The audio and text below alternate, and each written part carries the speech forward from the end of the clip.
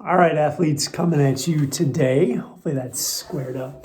Coming at you today because I want to talk about something. I had a question today about metabolism, and this is one of my biggest pet peeves. Kind of like this thing being off center. Let's see if that makes it any better. Right about there. Okay, so metabolism. So everybody likes to blame metabolism for why they're gaining weight, right? And as we get older, what is one of the things we hear all the time? My metabolism is getting worse, right? As I get older, I lose muscle mass and my metabolism slows down. So let's talk about metabolism a little bit more, because your metabolism can slow down, and it could even potentially slow down as you get older. But there's a little bit more to it than just sort of the broad brush thought that we give it, or the broad brush thinking we have around what metabolism really is. So what I want to do is, I've got the whiteboard, of course. I want to write down what are all of the systems in the body. And look, there's so many that we're just going to write a few of them down here just to give you an idea, right? And this is all going to tie together as soon as I start working through this, okay? So let's talk about probably one of the biggest ones that everybody likes to talk to when we're talking about weight loss and age, which is the musculoskeletal system, right? So muscles, bones, right? Ligaments, tendons, right? All these things, that's the musculoskeletal system, right? So that's one of the systems that uses energy. What's another system? Let's say the cardiorespiratory system, right? Oops. Cardiorespiratory. I guess I spelled that wrong. Respiratory system, which would be heart, lungs, right? Heart, lungs, blood vessels, right? What's another one? Let's say immune system, right? Immune system. What's another one? Let's say digestive system, right? These are all systems in the body that need energy, right? How about the lymphatic system? Now I'm digging a little bit deeper here. Lymphatic system. How about the nervous system? The brain, right? Nervous system, right? So we have all of these different systems. And here's the interesting thing. Every single one of these systems has their own metabolism. Let me say that again. Every single one of these systems, and the list goes on, as you can imagine, because as humans, we're complex creatures, right? Every one of these things has its own metabolism. And every one of these systems is able to upregulate and downregulate. Okay? Even fat has a metabolism, right? Because it requires energy for those fat stores to be able to take fat in, right? It's got to open the door to let fat in. It's got to open the door to let fat out, right? It's got to sort of regulate that system, right? That in and of itself requires energy. So there's a metabolism there, right? We have to metabolize energy for those cells to be able to do what they need to do, right? So when we think of it this way, now let's bring food into the equation, okay? So let's compare two different people who eat the same amount of food. All right, we're going to go to grams, not calories, because calories is actually a measurement of heat. It's not a mass calorie like we all think it is. It's a measurement of heat. So we're just going to we're going to go to grams, okay? So we're going to say, and I'm just going to throw a number out there, but let's say Tom eats 1,000 grams of food, and Ted eats 1,000 grams of food, right? And by the calorie in, calorie out model, it doesn't matter what we eat, right? Because if we eat too much, we're going to gain weight, right? There's going to be food, or there's going to be resources going into this fat system, right? And what happens when there's a lot of resources being allocated into fat? What happens to the metabolism of the fat storage system? It goes up, right? Upregulates, because it's working really hard to keep dumping stuff in, and then the cell's got to grow, right? So it's got to replicate, and not replicate, but it's got to add tissue or add structure proteins to create bigger walls, right? It's got to upregulate, right? It's got to make bigger containers. It's got to do work, right? So this upregulates, right? So here's what happens. What ultimately determines where this energy goes, right? We can't, once we put food in our body, we can't just say, okay, taco shell, you're gonna go to the nervous system. Like, we don't have any choice, right? We can't consciously send food, send energy somewhere to be metabolized. Once it goes into the gut, it's out of our hands, right? So what is it that tells Ted's body to send the 1,000 grams to, let's say 80% gets allocated to fat. Imagine that, right? And then, 5% gets allocated here, 5% gets allocated here, 5% gets, what determines that? Because we can't control it, right? Hormones, they're signaling mechanisms to the body, to these systems. And they say, look, system, you need more stuff. So here's stuff for you. And these systems might even send out signals saying, look, I need stuff, send stuff over here, right? So there's these signaling mechanisms that are going on. And it's dictated largely by what we put into our body. So depending on what goes in, this stuff may get allocated in different ways. And if Ted's eating 1,000 grams of food and 80% of that stuff gets sent to fat because hormonally the metabolism of the fat goes way up. And when I say the metabolism of fat, I don't mean burning fat, I mean growing fat. Right? Think about that. It's a little bit different approach than what you might be thinking about metabolism. Metabolism's not, a high metabolism is not always a good thing if we're just growing the fat system. It requires energy. Right? If Tom eats 1,000 grams of food and he's eating a different kind than Ted, maybe he's getting allocated 80% here, right? And 5% here, right? Again, point being is we don't know, we can't determine where this is going to go. We can have some effect on it, and largely the effect we can have on where it goes is, number one, what it is that you're eating, right? And number two, how active we are, right? That's another big thing. Because if I'm super active and Ted's eating 1,000 grams of food and Tom's eating 1,000 grams of food, then there's a good chance that more of it is going to be allocated to this spot, right? Because the energy requirements are higher. If I go out running every day, right, that system's going to need more. So it's going to pull more from these things.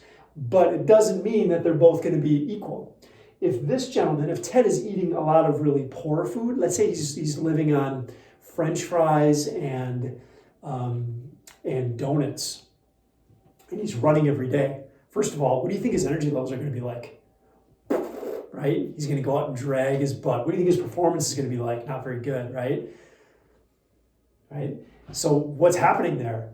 Why doesn't he have any energy? Why is he muddling along through the runs? I would say he's got tremendous willpower. It's not that he's lazy. He's just tired. He doesn't have any energy.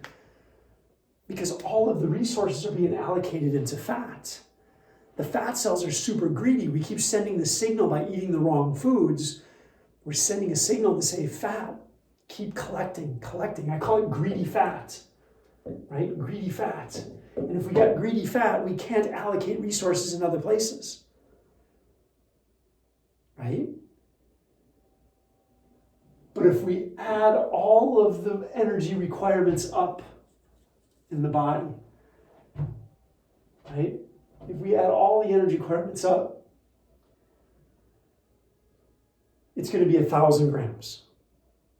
It's going to be 1,000 grams, right? It gets 1,000 grams of food, and this has to be allocated amongst all of these things.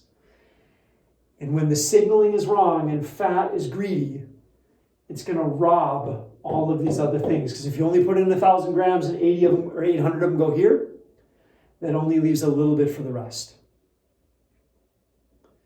Right? If I'm busting my butt every single day and I'm not eating enough, I'm not eating enough. All of my resources go here, and everything else has to downregulate. Okay? If I have let's say I have a autoimmune disorder, a lot of my resources are going to go to the immune system because the immune system is ramped up, right? And what does that do to the other systems? Everything gets downregulated, right?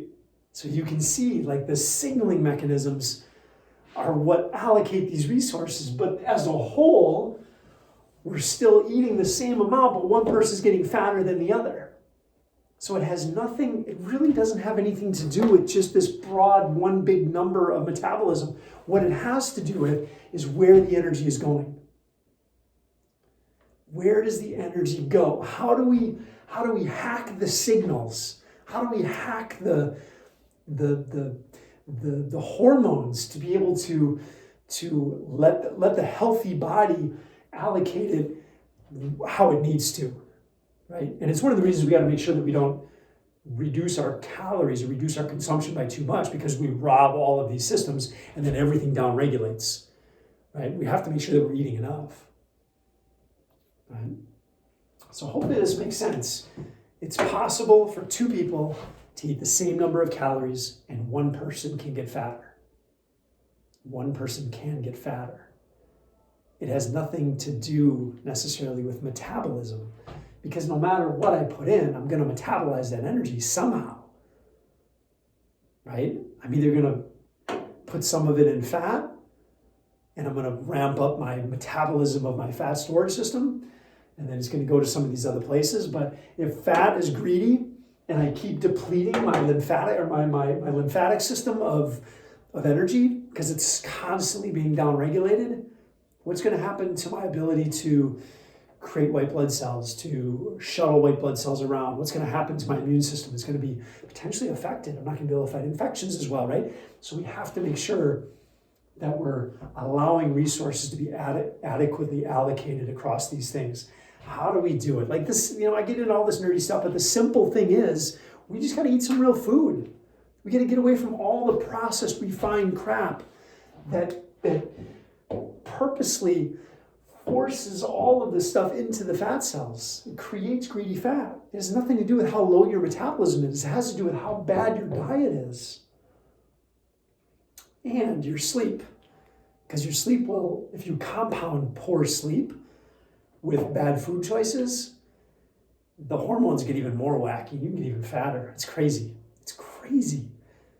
It's crazy because when you're tired, if I only sleep 4 hours one night and I'm tired and I eat the same amount of food that I ate that I eat normally, if I stay on the same eating schedule, my body doesn't want to send energy to these other things. You know where it wants to send the energy?